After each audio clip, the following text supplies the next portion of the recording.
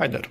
In this video we will be taking a look at this top light DUNAJ K30 light fixture, or whatever it's the name for this thing.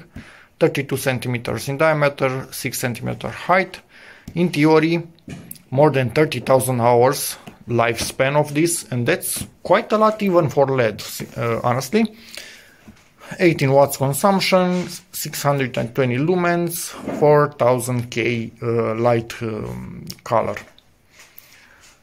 So yeah, it's about as much as a 100 watt old incandescent light, and that's good enough for where I need to put this.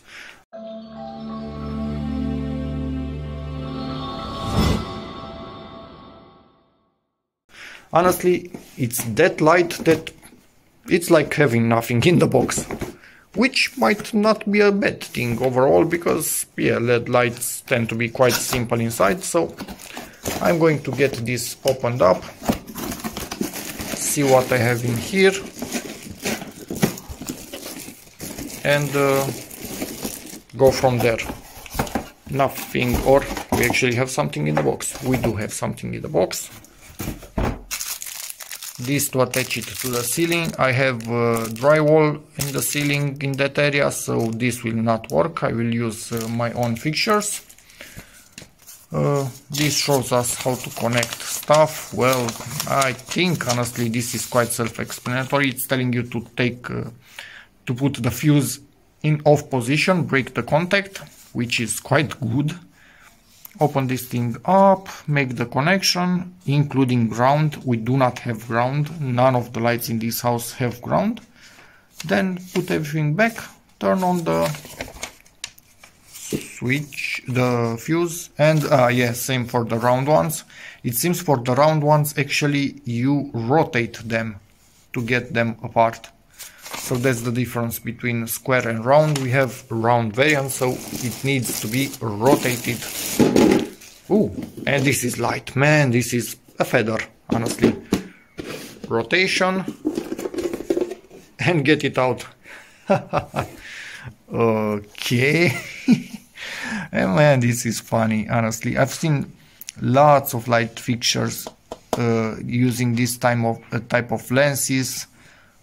1, 2, 3, 4, 5, 6, so 18 LEDs in total, 1 watt each LED. That's about all that needs to be inside of a light fixture. Driver, basically 162 volts, 100 milliamps, nothing more, nothing less. Connections, yes, we will not be connecting ground, only the other two, but where this is used, it's impossible to touch it even if you want to. It's on the ceiling. This honestly feels like one of the milk containers, for example. Same type of thermoplastic. This is not injected, this is heated up and drawn, I think, via suction into a mold, then cooled down, and it remains like this. I have zero problems with that. Does the job. It's light, simple, good, no problems. As you can see, these pins is what locks this in place, so you make sure you put it in with the area that can go over the pin, and then rotate it, and once you rotate it, the pin locks in this area right here, and it's done. Same for all three areas. Great, no issues with it whatsoever.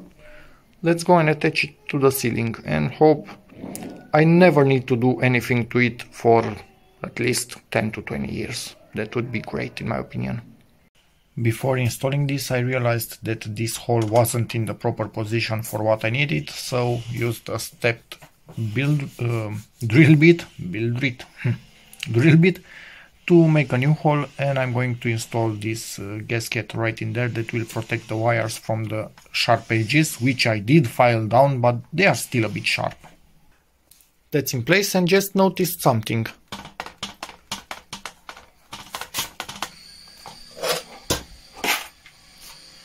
So all of the screws are longer and higher than the edge that you are attaching this to the ceiling. So how the hell does that work? Who engineered this thing?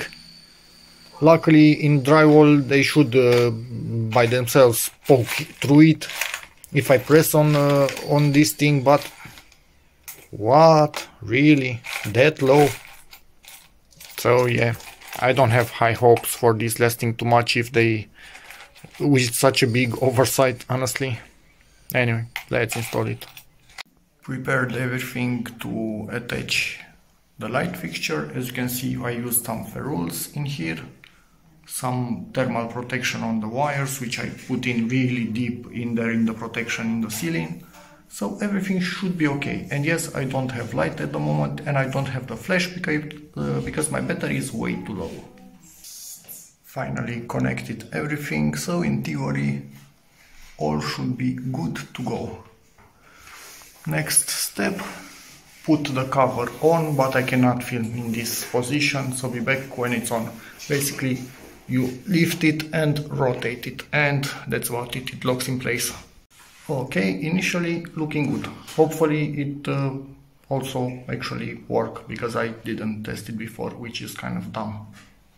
And I think about a year later this thing is finally on, because I managed to refurbish that one right there, a really old one from the house that I grew up in, and they are connected in parallel. So it's a complete contrast between them. If I ever find one like that, I will be also replacing this one, but for the moment, yes, it's a complete and utter contrast between them.